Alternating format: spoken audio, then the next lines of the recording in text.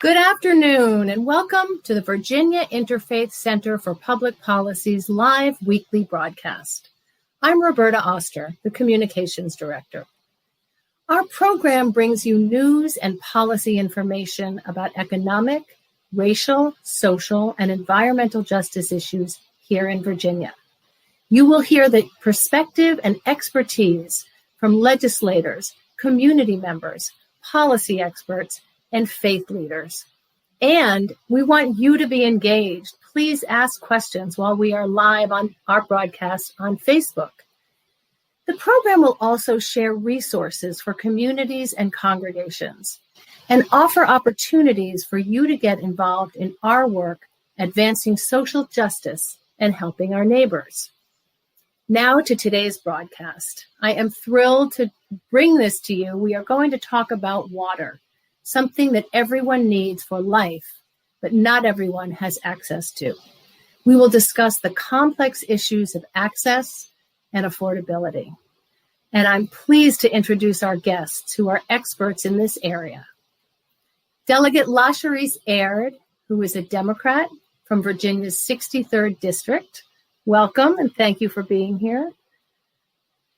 And Jamshid Bakhtiari, who is a community organizer with the Virginia Poverty Law Center. Welcome to both of you.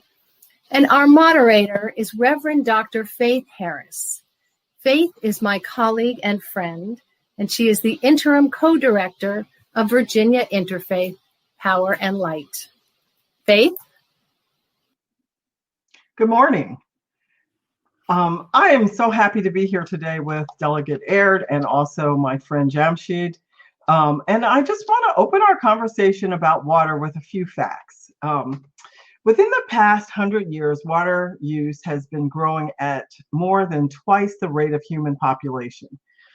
As water supplies continue to shrink, some parts of the world are facing a looming crisis.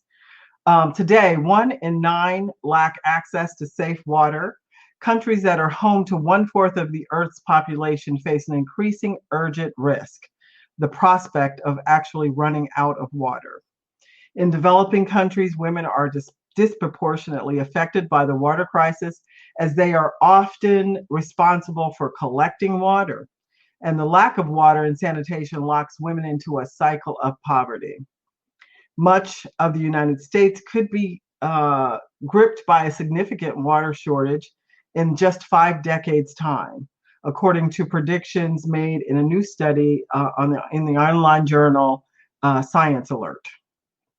From the year 2071 on, scientists say the combined effects of climate change and population increases are projected to present serious challenges to close to half of the 204 watersheds covering the contiguous United States. The water crisis is a health crisis. Nearly 1 million people die each year from water, sanitation, and hygiene-related diseases, which could be reduced with access to safe water or sanitation. We all remember the Flint water crisis, which is not yet fully resolved, is one example of how things can go terribly wrong when a city seeks to balance their budget. Some 9,000 children who are particularly sensitive to lead and its effects were exposed to contaminated water in that situation. And as we face COVID-19 pandemic, now more than ever, access to safe, affordable water is critical to the health of families around the world and here in the United States. And so today our conversation is about access to affordable water in Virginia. We know that access to potable water is an increasing problem for communities. So in general, what should Virginians understand about water in our state? And I will ask this question of Delegate Aird first, and then Jamshid, if you want to respond as well.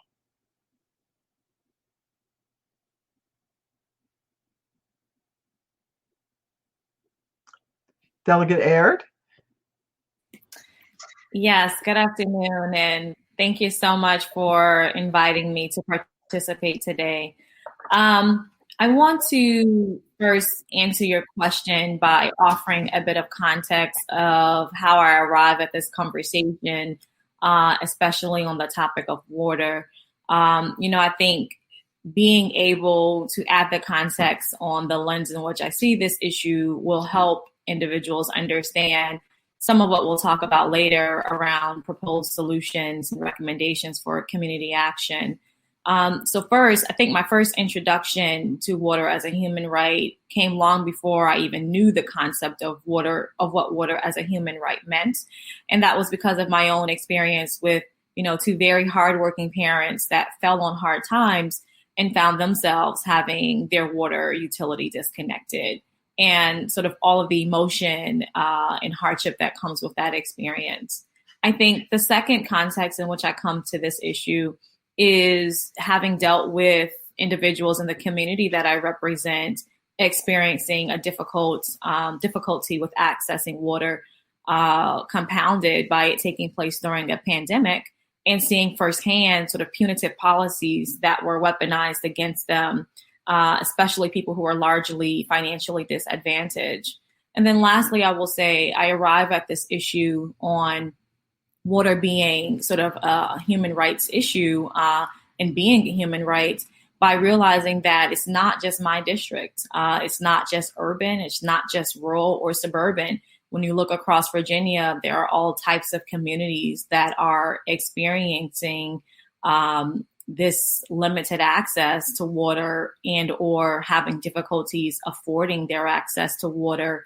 And this is going to follow us long after this pandemic is declared over.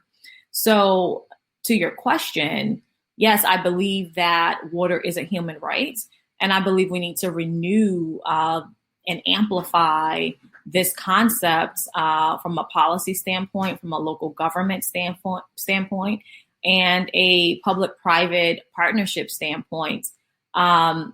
As you have stated in your opening comments, the access to water is intrinsically linked to your human right to have adequate housing, to be able to prepare your food, to have the necessary resource for sanitization and cleansing, particularly if you are a household that has young children and a family as a whole. And so the one thing that I found interesting as I've become more intimate with this issue of water as a human right is that many everyday people consider this concept a global or international one. But in just the immediate examples that you have provided, and as we look across Virginia with current and past examples in Hopewell, what we're seeing in Lynchburg, this issue of water as a human right is one that's domestically right here in our backyard. And we need to really begin to have the conversation in a very renewed way. And so, I appreciate the fact that we are now in a place where, because so many people are impacted, we can begin to look at this as a policy measure through a different set of lenses, one that's happening to us and not just an international and or global phenomenon.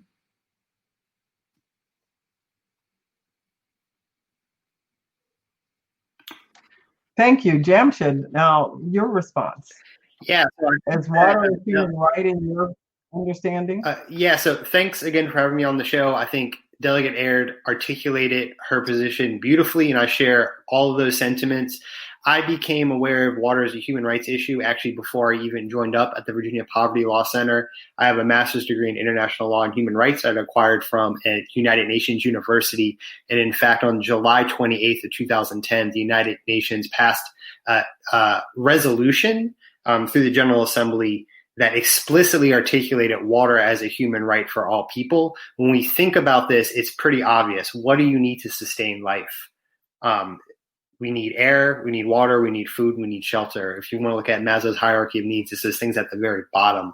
So unequivocally, water is a human right that's been recognized internationally, not just in our country, but at the United Nations, the world's premier forum to discuss human rights. And approaching the issue from the Virginia Poverty Law Center, we look at this as a consumer issue, especially in a pandemic when the economy is impacting people in such a harsh way. A lot of people are facing these tough decisions. So am I going to pay rent? Am I going to pay my water bill? Am I going to pay my electricity bill? Am I going to pay for medication? Am I going to pay for food, to put food on the table? And when families are confronting these issues, it only magnifies how important these issues are. Thank you. So water, we understand as a human right, just in the same way that we need to be able to breathe air. And so I ask now, go to the question related to Virginia specifically. How and what legislation is currently on our books and our policy that impact access to water for Virginians? What do citizens in Virginia need to know about the laws that currently guide and direct how water is either affordable or accessible to citizens? Delegate Thank you Aird? so much for that question.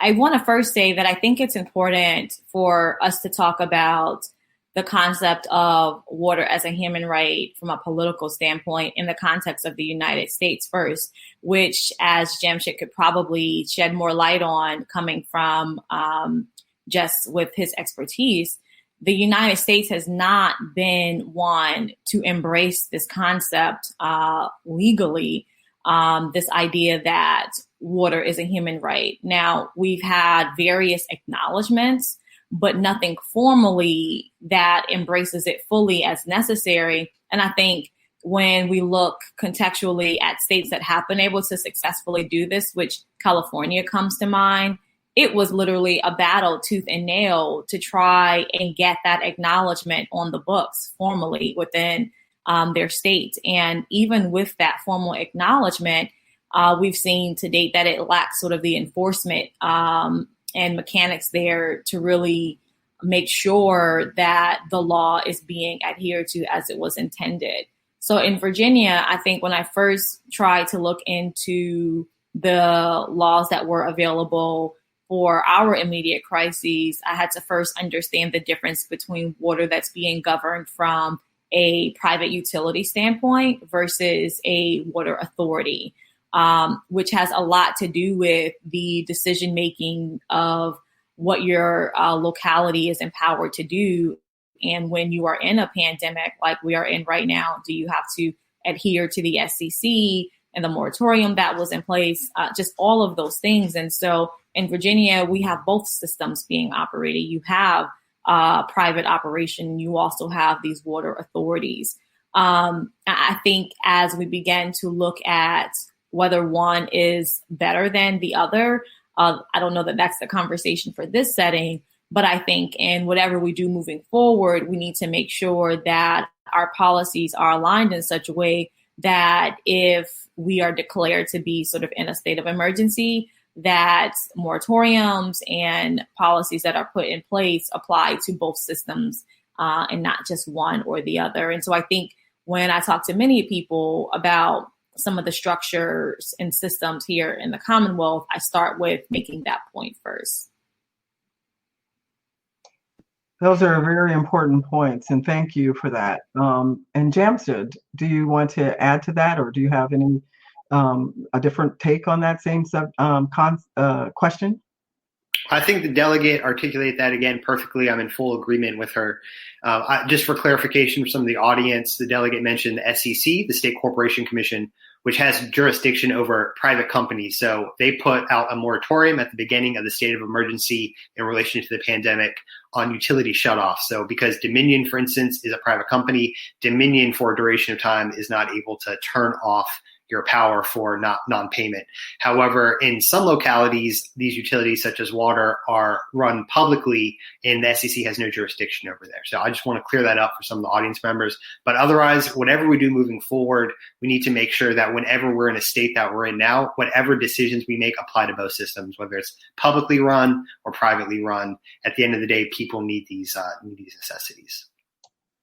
Delegate Aird raised the issue of how difficult it was in California to get water as a human right accepted as a statewide policy, right?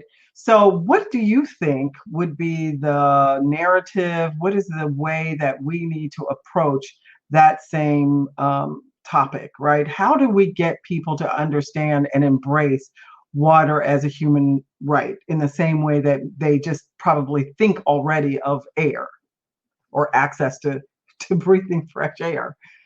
What are the things that we need to do? What are the components? Who are the people that we need to talk to make that happen? Jamshed, I don't know if you want to jump in first. I feel like I'm dominating here a little bit, but I want to just first say that I think it starts with, number one, changing the hearts and minds of people. A lot of time when you talk about this issue of water access and affordability, many people who are financially disadvantaged, they are looked down upon.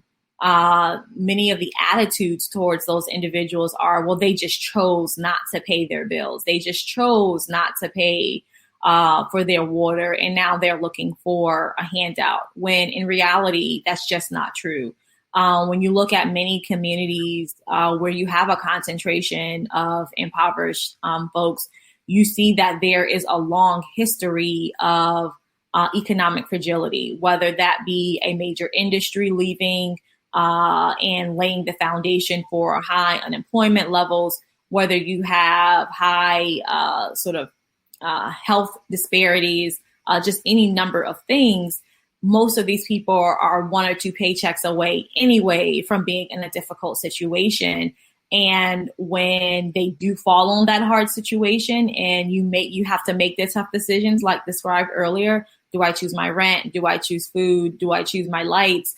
Water is another one of those issues that they are having to choose between. And what we found in communities like ours is that our policies allow for those individuals to end up in a hole so deep that it was near impossible for them to climb out of. And so what they had to do in California, number one, is it took multiple attempts. It wasn't accomplished in just 1 year, because even when it did pass, their governor vetoed it. So the political environment wasn't best suited.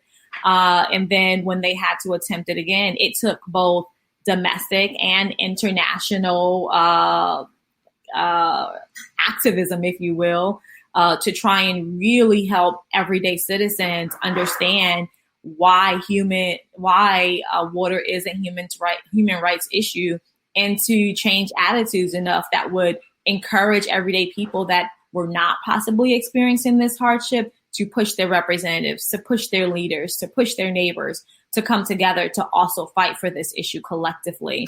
And so from an activism standpoint, which is an entirely different part of the conversation, I think you have to have that, but it has to start with the hearts and minds of folks in the community.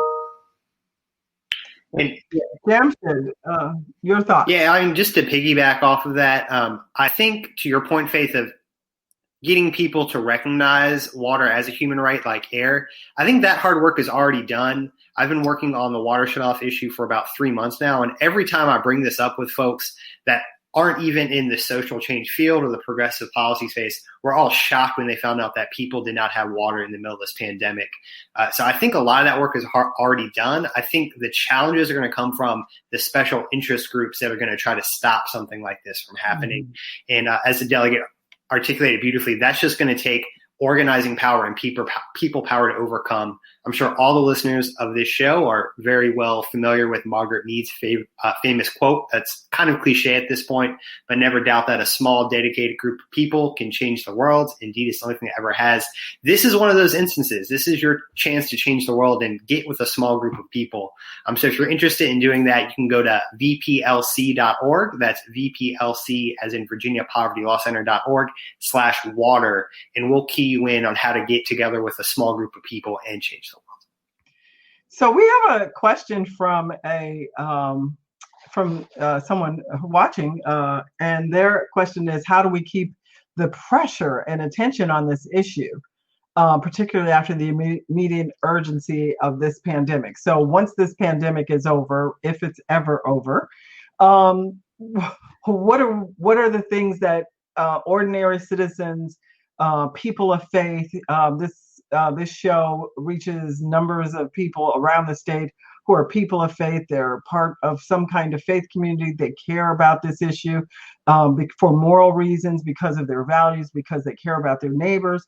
So what is it that we can do to keep this an important priority for Virginians and for people, and not just for our citizens, but also for our legislators? So I'm going to take this one, if you don't mind, Delegate. I think the most important thing you can do is develop a relationship with an organization that is working on this issue every single day.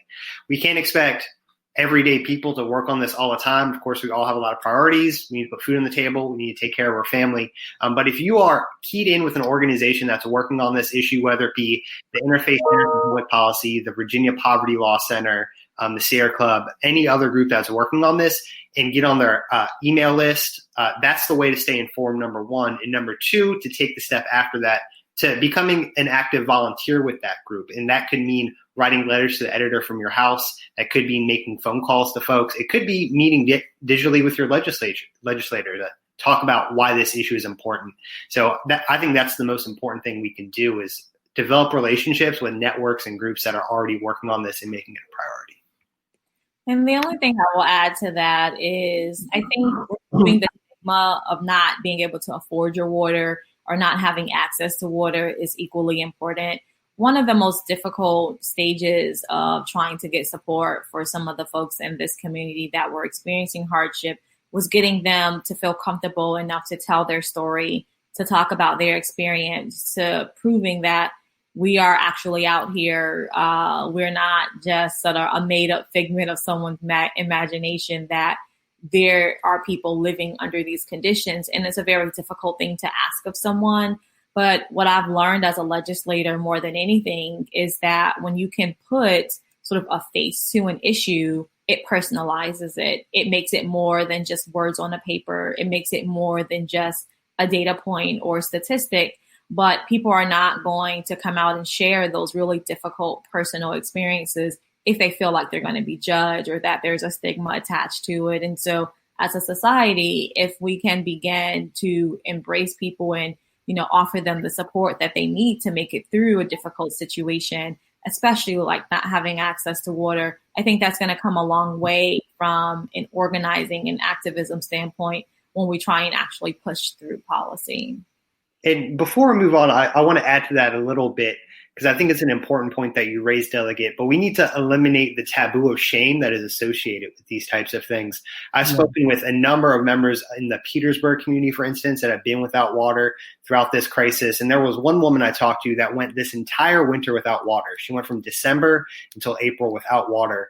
And in order to use the restroom, she had to go to a business down the street. She had to walk every time she had to go to the bathroom to a business down the street. And if the business was closed, she had to wait till the next day. If she wanted to use a shower, she stayed with friends. And what she told me was that she was so embarrassed by her circumstances, she didn't even tell her friends why she was staying over so much. So really eliminating those barriers and taboos and allowing people to speak this truth is paramount in my opinion. And I did mention a hotline earlier. I believe the Virginia Environmental Justice Collaborative initiated a hotline for residents in Virginia that do not have access to water or at risk of having their water shut off to call.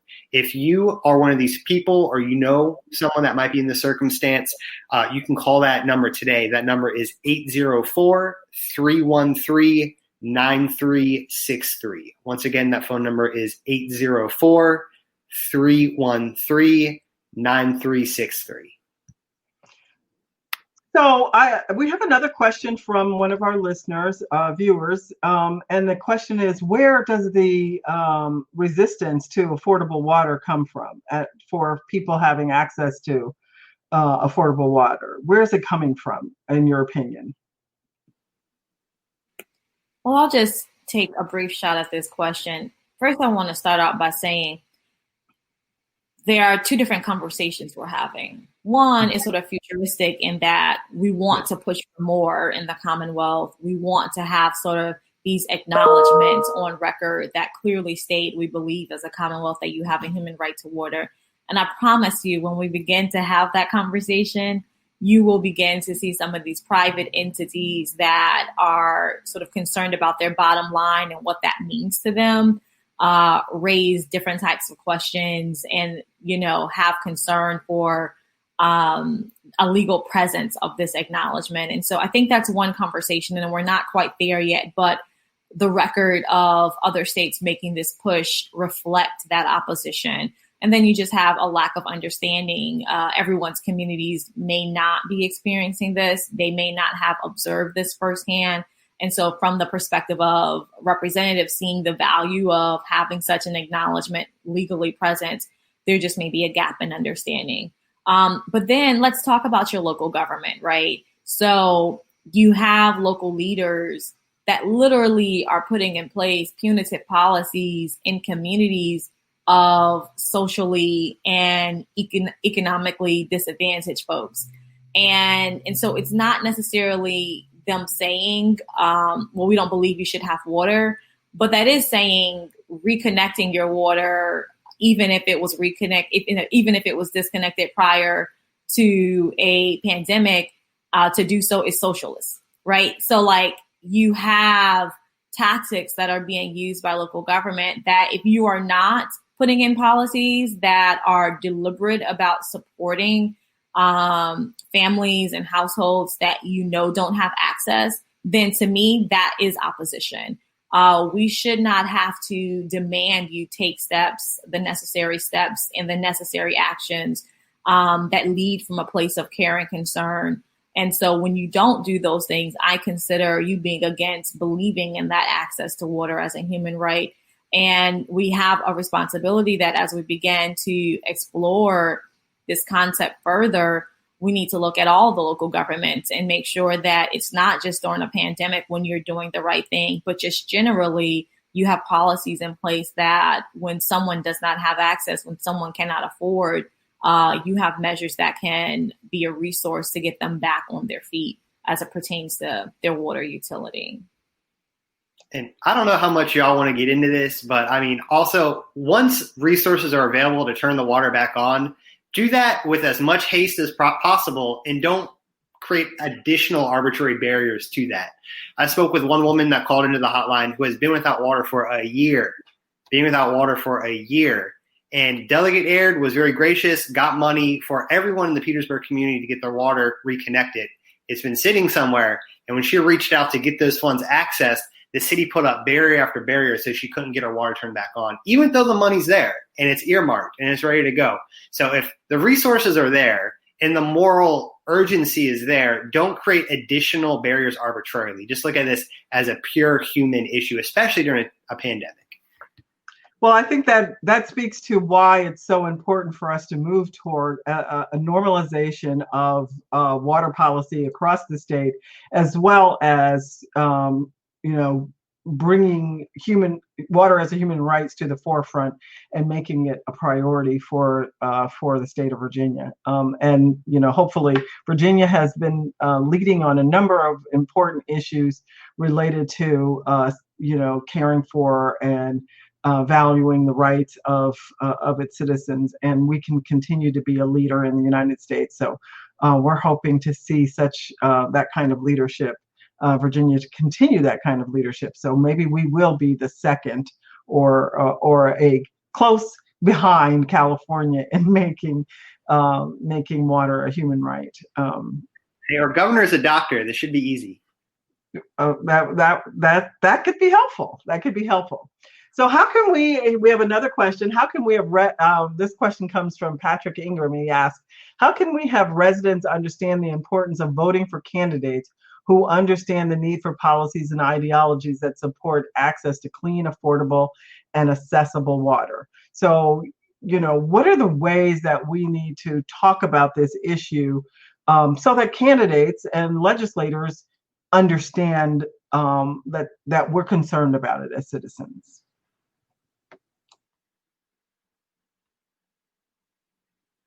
I felt like this question was for me, and so I wanted to try and see if someone was going to jump in first. I first want to start with a really quick just story about why this is so critical. I had a woman recently message me on Facebook, and she basically asked the question around how she could get, I wasn't her representative, and she said, I have a really good idea for legislation, and my representative is such and such. How can I get them to take into consideration this idea? And I said, you should call or email and set up a meeting. And her response was, really, I can do that?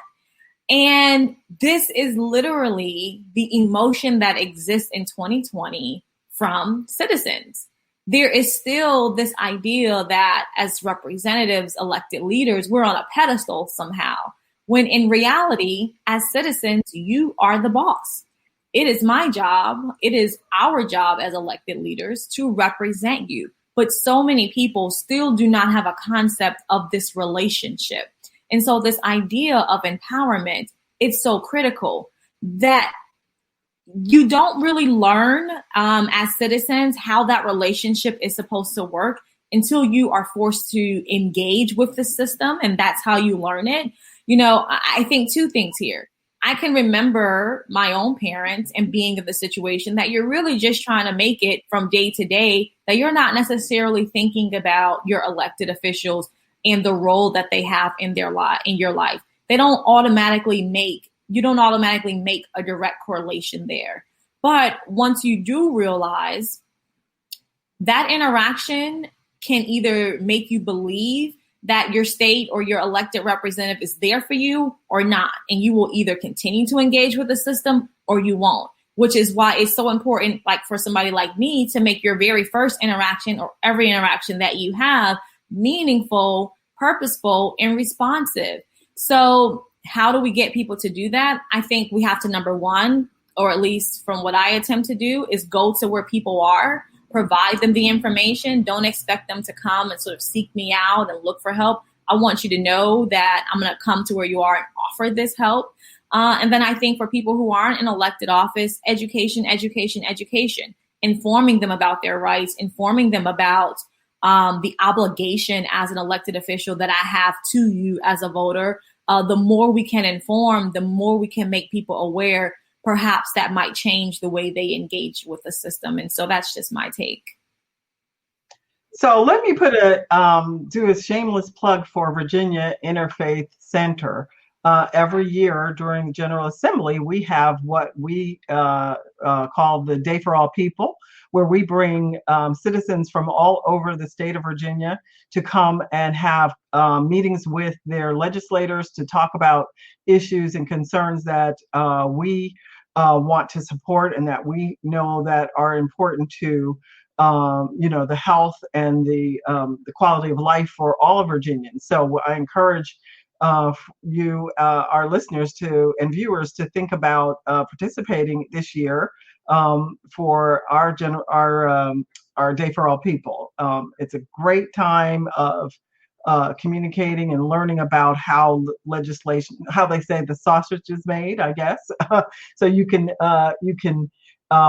also join and go to Virginia's Interfaith Center's website and sign up for our newsletter, and you'll learn about the dates for this coming year. We don't know how the assembly will operate this year because we don't know what the situation with COVID-19 will be, but we do know that we will be meeting with and having conversations with our legislators.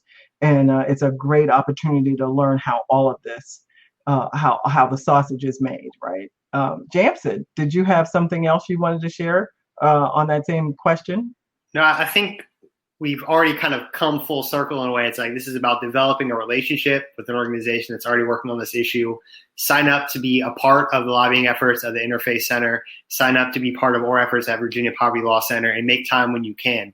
And at the end of the day, like the delegate said, it just comes down to engaging. You have to take place in the political process and develop those relationships to see how it's actually done. So it's a little bit demystifying for folks and a little intimidating at first.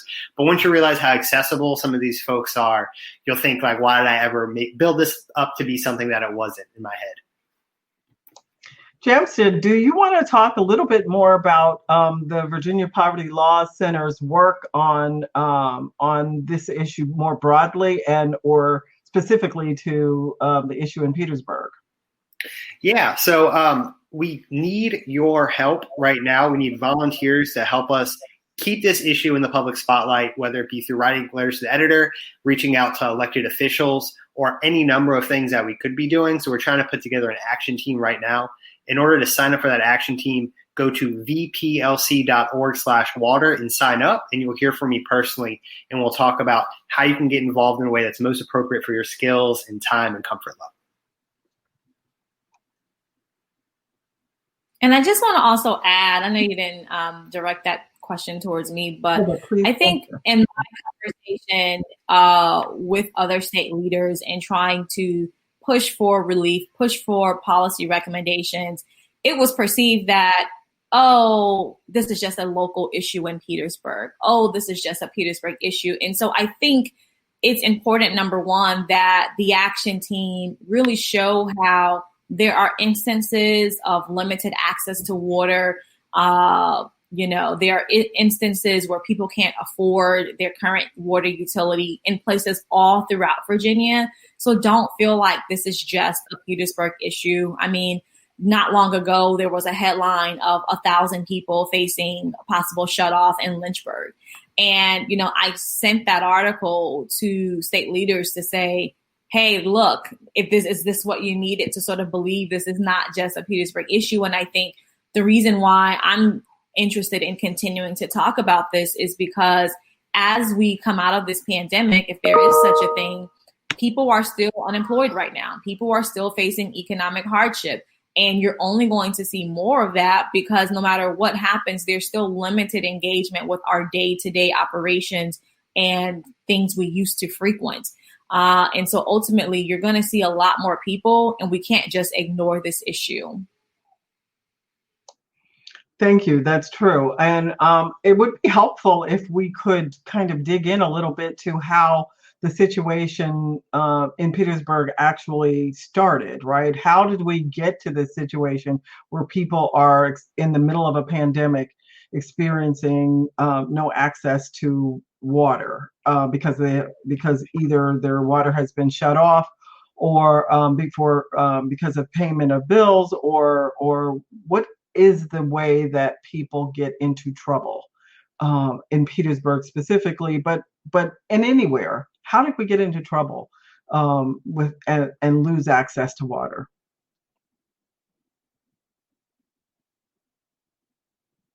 Jam? Well, Delia, do you want to take that one on first? Because I know these are a lot of your constituents in your city. So I want to give the floor to you first. Sure. So I think a few things should be stated. Number one, not having a background in municipal government, I'm not going to judge those individuals in leadership positions. But some things are very clear. There have been a lot of administrative issues with the utility system in Petersburg prior to the pandemic, whether that be from an infrastructure standpoint or whether that be from a billing standpoint. Even immediately prior to the pandemic, there were individuals we were connecting with their local representatives because of questions about the amounts on their bills. I think the pandemic compounded that issue. And you had individuals, I should take a step back and say, who by the time there was a moratorium in place because of the pandemic, they were already cut off. They were cut off back in July or in the fall or early winter. So you had individuals thinking that there was no course of action and that this was just how they had to live. So what we saw specifically here is a situation that was ongoing that turned into a crisis. Well, quite frankly, that's not fair because without not having water is a crisis in itself. But the pandemic sort of exacerbated that issue ultimately. And there's a few things that I think raise question in my mind about the stability of the administrative system. When I was first introduced to this issue, sort of the uncertainty around whether or not there were people who didn't have water, trying to figure out who those people were, trying to determine if a property that was receiving water actually had people in it. I mean, just all types of things that, while I am not the expert, raise questions in my mind about why that information is not easily tracked or available, and whether this is the norm in all places. I think adds to how this problem became what it is in our city. I would also just reiterate something I stated earlier, which is, I think, true of many urban communities from what I've read, especially if you look at the Detroit issue, Baltimore issues, and even right now, issues that are being experienced by people in Philly. You have these old American cities that had a predominant industry that was present. And when that industry leaves, you are left with a gaping economic hole. And sometimes those areas do not ever recover. I think that is very true here in our locality. I think the aging infrastructure in many older cities from a water utility standpoint is also an issue, because that leads to how you approach water rates. So I think there are a number of categories on how we arrived here with this issue, but then also generally speaking, urban communities. But then I also have to just reiterate and put a fine point on the policies. You know, this is why it's so critical to have the expertise of how to handle these issues that are unique to poor communities, which is perhaps the approach was, let's not shut off anyone until we can get the water utility administrative sides of things under control. But then what's the trade-off in doing so? You then end up with people who have water bills that are so high that they can never afford to pay, because they're already in a state of hardship anyway. So what's the right policy? What's the right balance there? And asking that question in this locality, but then also other localities that are mirroring some of these challenges are equally critical. And so, you know, nobody's saying that this work is easy, but I think what we saw happen here, and dare I say, due to some negligence, some lack of expertise, but then also once you realize that these things were problems, not the sense of urgency in which I feel like some of these things needed to be addressed, and dare I say, even still now. Yeah, I think you captured the problem in a nutshell there, Delegate. Not only at the local level do we have mismanagement and a lack of political will to solve the problem, but also at the macro level, you have deindustrialization in these larger economic trends that are affecting how a lot of cities are doing economically now, how they're impacted, and the resources they have to address some of those problems. And I mean, just to kind of capture what some of these problems are in Petersburg, we've had issues even getting a count of who didn't have water. The city didn't even know who didn't have water at the beginning of this pandemic until a city councilwoman submitted a request to the city manager. And what the city manager did was get Petersburg police to go door to door to every house on their records that had a shut-off notice, knock on the door and ask, hey, do you have running water, yes or no? Right? And at first they said that there were 47 houses that currently did not have water. And then later, down the line, 3 weeks later, they backtracked and said, oh, wait a minute, it's only 17. And there's been no clarification on who has water, who doesn't have water. Even the city's keeping that information from city council members. I want to do something from it. So before we can even address the problem, we need to have an idea of the magnitude of the problem. And I think that needs to be addressed first and foremost. I think this is really, not to pick on Petersburg at all, because I think that the delegate pointed out that this is a problem across the United States, particularly because we do have aging infrastructure, particularly in these larger cities, older cities, and it's a conundrum how to fix this problem. And where we see what happened in Flint, where the budget became an issue and a very, very bad decision was made, and now the Flint citizens are experiencing the ramifications and the consequences of just a very terrible decision. And so I think that the benefit and the positive that maybe we can take from this is that people can learn from the mistakes that have been made, and try to craft policy and a narrative that can change the approaches that cities and municipalities take towards addressing their problem. of access and affordability. Recognizing that to do that kind of infrastructure work is incredibly expensive and would be incredible, hole in a budget, right? So maybe there are some things that the state could do to help with either maybe low cost or grants or loans that are very low in with their percentage of interest to pay back. What are some other issues and what are some other ideas that can help resolve this issue for aging cities with aging infrastructure and with budget shortfalls related to services that they need to provide?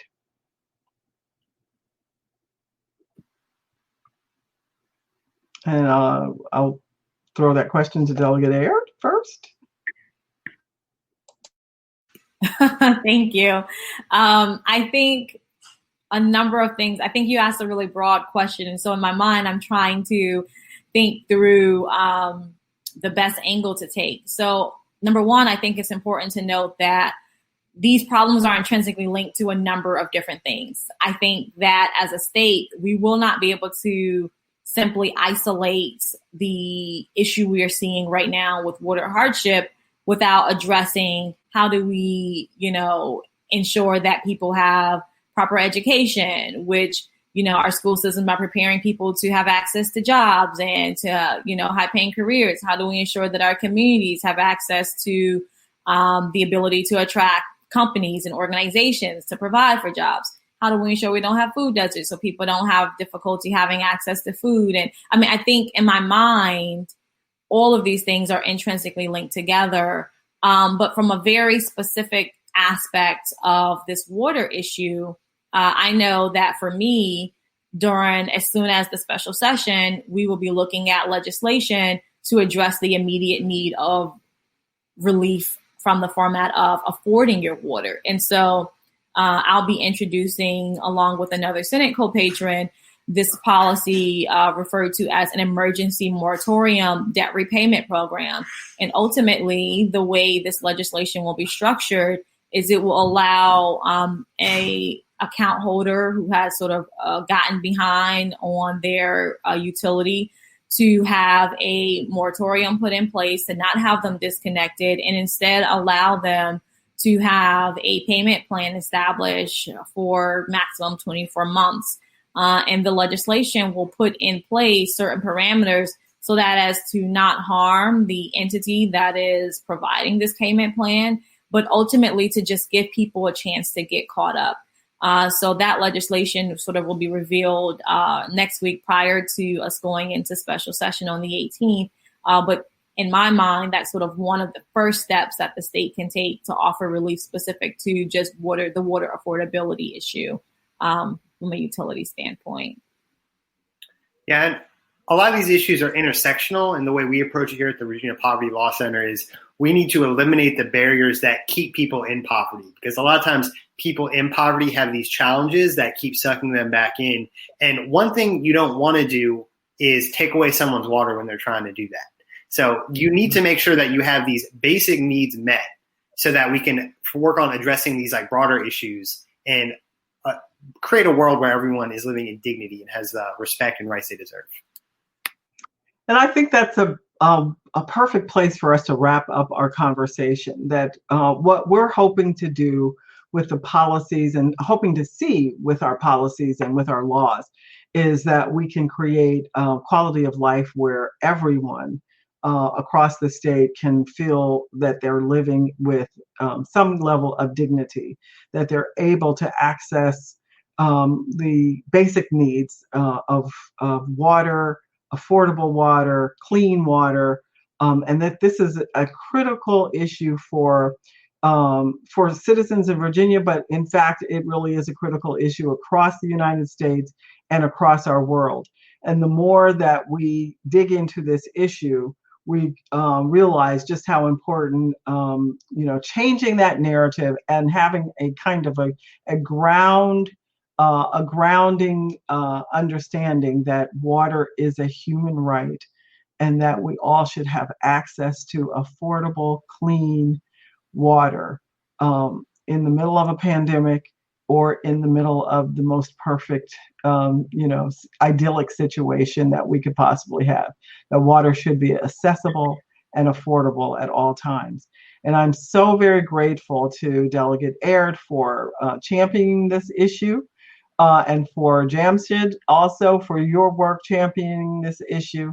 We look forward to seeing the good outcomes that you all are working towards for our citizens in the Petersburg area, but also all around the state. So we are here to be supportive and to amplify this great work. And so we know that this General Assembly, this special session, we're looking to see some good things come out of it, because you're doing this hard work on making water a human right. So thank you so much for your time today. And we thank you to our viewers and the good questions that they've posed. And I will give you a few moments to make your last statements, and then we will sign off. Thank you again so much on multiple fronts. I want to thank the Virginia Poverty Law Center, the Virginia Interfaith Center, the coalition of leaders and activists that helped residents in their greatest time of need in the communities that I represent. I also want to just end on the note of empowerment. This conversation, I hope, will empower individuals to recognize that water is their human right and that they should not feel shame when they do not have access, when they cannot afford, and to reach out to get assistance. And on another level of empowerment, not telling you who to support, but the first step in empowering yourself is putting leaders in place that support the ideals and policies that you believe in. There will be an opportunity to do so in November. I would not be an elected leader if I did not remind you to go out and vote, whether that be by mail or whether that be in person. I often say that, if you want these things that matter to you to actually show up as actual policy, that starts with who you support on these ballots. And so thank you for having this conversation. Thank you for bringing and amplifying this issue. I know that I am committed to it. You will continue to hear me talk about this and continue to work on this.